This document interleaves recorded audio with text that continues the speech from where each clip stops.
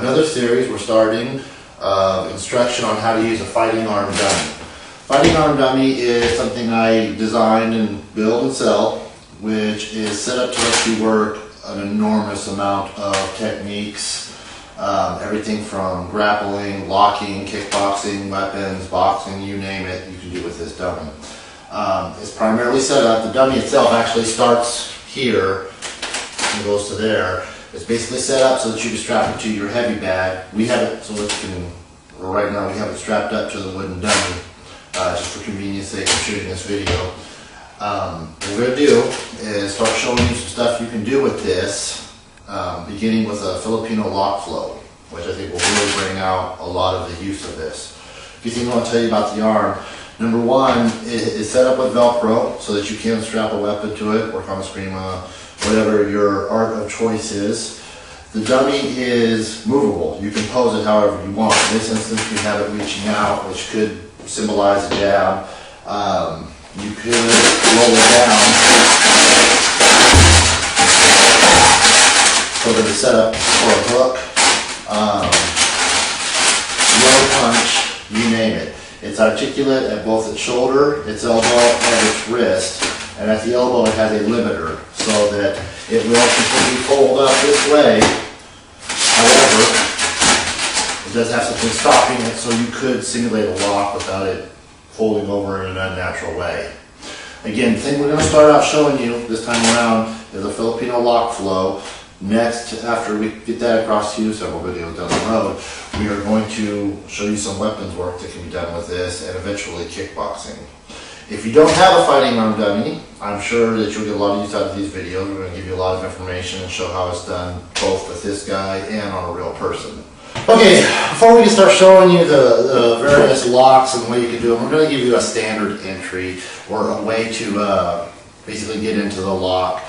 Anything works once you're flowing and you find the lock and you get it. We're just going to show one and kind of stick with that to keep a certain amount of continuity. The way it basically is going to look is like this. Manuel's going to throw a punch. I'm going to catch and go a little bit slower.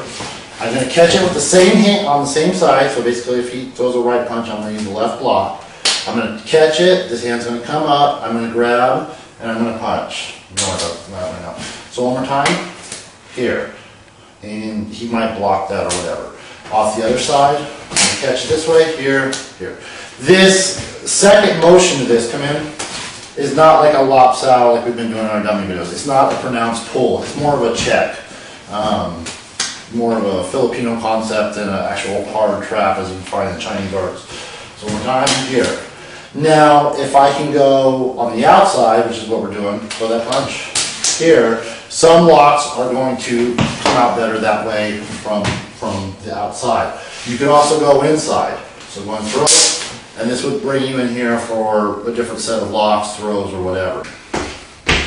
So for our basic catch, basic entry that we're going to be using throughout this series of locks, we'll have the arm extended out. This is going to represent a jab. I'm going to stand about here and kind of level it up to where someone would likely hit me, probably punch me in the nose.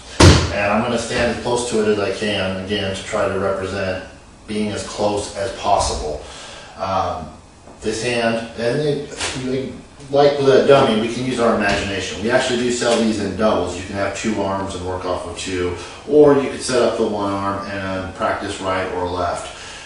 In this instance, we'll pretend that the guy threw the left punch. So my right hand is going to come up, pat, this one's going to come up, and I'm going to throw my punch. Again, this could be heavy bag, whatever you happen to spot. So one more time, here, I catch, come up, and get my punch on that one. If I do it from the other side, hand comes up, this comes up and checks, and I throw a punch here. One more time, 2, 3. And that is going to be our basic entry for this series.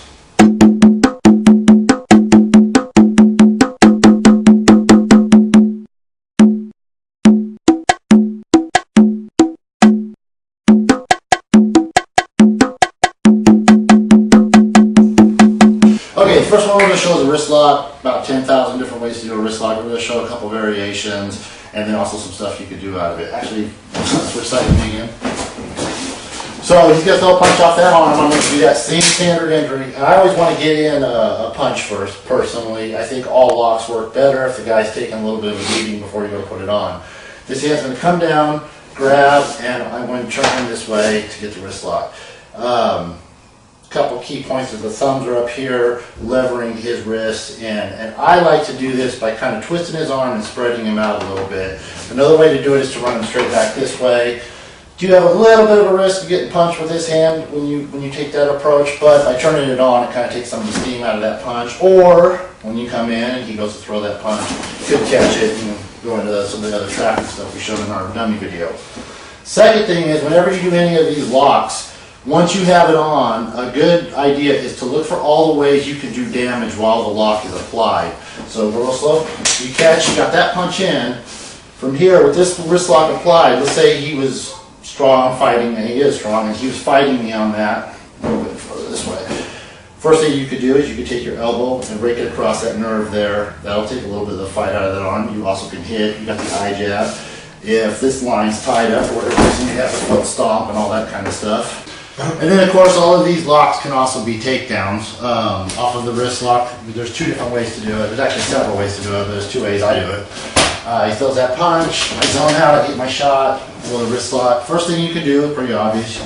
And if you also notice, he's a little off balance this way, got that pressure helping. You could come around and sweep that leg and take it down.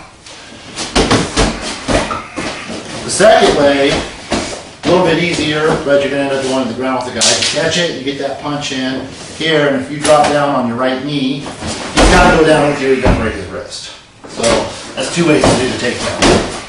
One other real thing I want to show off of the wrist locks, because they are pretty useful, is that they can also be used as disarms. Now this is not my preferred, actually my way of dealing with a knife would be to run away, but if you absolutely had to, and wrist locks do work well for that. If he's holding the knife, and I have that lock, go ahead and hold it tight, you'll notice how his fist is all clenched up here. Oh, I'll zoom in. Okay. You notice how his fist is all clenched up here. As that wrist lock comes in, his hand has a tendency to loosen up and that thumb kind of gives way a little bit. So if I had that wrist lock in this direction, I could use my forearm on the flat of the blade to come in and strip that knife out. Again, not something I really advocate you go looking for a way to strip a knife out of somebody's hands, but if you absolutely had to, that's one way you can do it. So it could either be that way. Another way, since we're on the subject, is to stretch him out this way and take him from this direction. Hey, do that again, Mike. Another way to do it, we have this way, we float that way. Another way to do it is kind of stretch him out, get this wrist lock going, again the flat of the arm, the outside, on the flat of the blade, take it that way. Again, I don't advocate looking for this or trying to do it, but it's a fun way to train and one more useful aspect of the wrist lock. Another thing that's kind of cool about this lock flow as a combined thing is it takes into account if the guy is fighting and you can't get one of those shots off or wasn't effective enough to numb him down to flow into another lock. So, and I realize this is our first lock, it's a little confusing because it's not tying together, but we've got to start somewhere. Manual one more time. So let's say he throws that punch, boom, boom, I give him my shot, soften him up, I get the wrist lock and he fights me and I didn't get it. You can see that his energy or pressure is going that way. So I can just roll around with him into another lock here at this point. We're going to show ways that you can flow from pretty much all these locks into another lock if you didn't quite sink it in and the guy's fighting you. And then basically he's like stuck in a trap. Eventually you're going to catch him in something as he sinks deeper and deeper in. Okay, so we got our entry down. Let's start getting into some locks. First one is going to be the wrist lock we just saw with manual. I'm going to pretend that it was a punch off of, let's say, the right arm in this instance. So my left hand's going to come, catch, this is going to come up and punch, this hand's going to track back and grab the hand, this one's going to come back around and grab the hand this way, and I'm going to crank him over like so. Again, the wrist gives out, and you can see the shoulder moving, all that. Our hitting from this position is the same options we have. The elbow, we can come up, back fist on the bicep nerve, wherever we want. We can hit the face from that direction. If we want to simulate some of the sweeps, we can treat the bag itself as the leg that we're trying to get. So from here we can come around and take it from that direction. And that would be your wrist lock.